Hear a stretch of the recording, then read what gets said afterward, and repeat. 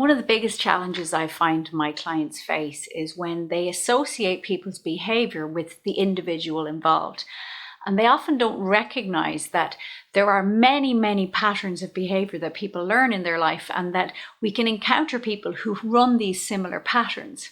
And if we keep associating with the individual, that creates challenges for us. So if you'd like to find out more, stick around.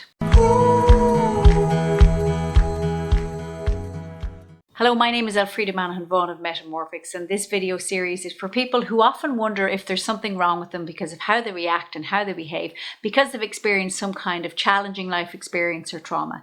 And I want to reassure you that under the circumstances, you're totally freaking normal. This video is really about how to separate a person from their behavior.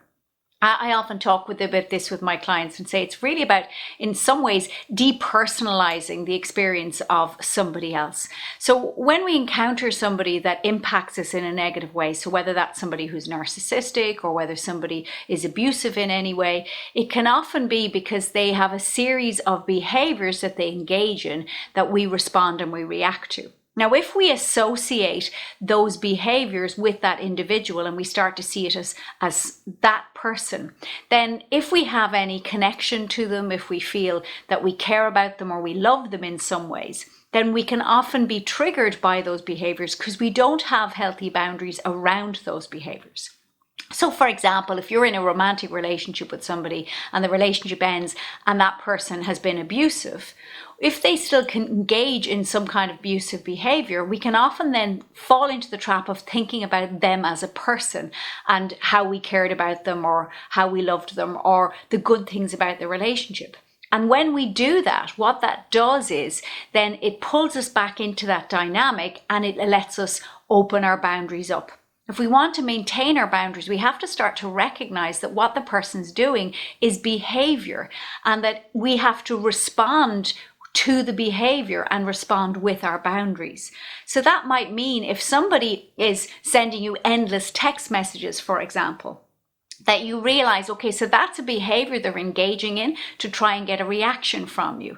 And rather than thinking, oh, what if there's something wrong, or oh, they'll think I'm a horrible person, or, worrying about them, you think, okay, how do I respond to that behavior?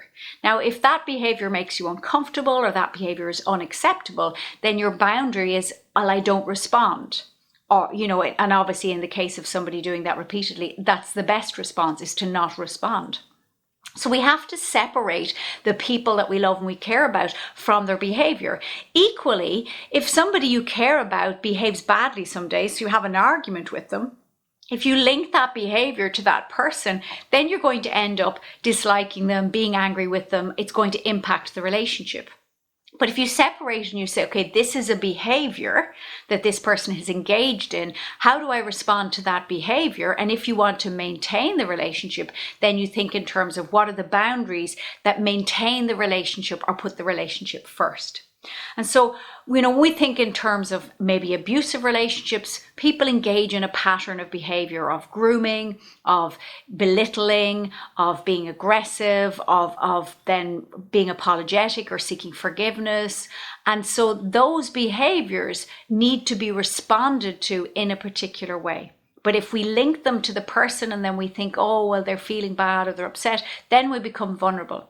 So what allows us to maintain our relationships and keep them strong and healthy is thinking in terms of the individual when it comes to, our connection to them, but the behaviors when it comes to our boundaries. So being able to say to somebody, I care about you, but this behavior is not acceptable and the behavior has to change. Or recognizing that you have a boundary and you're going, this is not okay for me. And so this links to my previous video that I would have done on boundaries as well.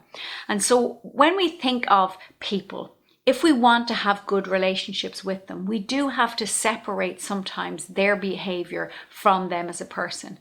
And in doing that, it allows us then to develop better relationships because it facilitates us having better boundaries. Because the boundary then is not about us hurting the other person. The boundary is about the behavior and what we feel is acceptable or unacceptable. So what I would recommend is that when you think of how somebody's behaving, think, okay, what is it about that behavior that I don't like, rather than thinking, what is it about that person that I don't like? If you'd like to watch more of my videos, I'd love if you would give me some feedback. I'd love if you'd subscribe to my channel. If you want to connect with me, to ask questions, to book a session with me for coaching, you'll find the link to my website below. I'm more than happy to chat with you. And remember, whatever you're going through, if you're still here and you're still functioning and you're still connecting with people and doing your best, then remember, under the circumstances, you're totally freaking normal.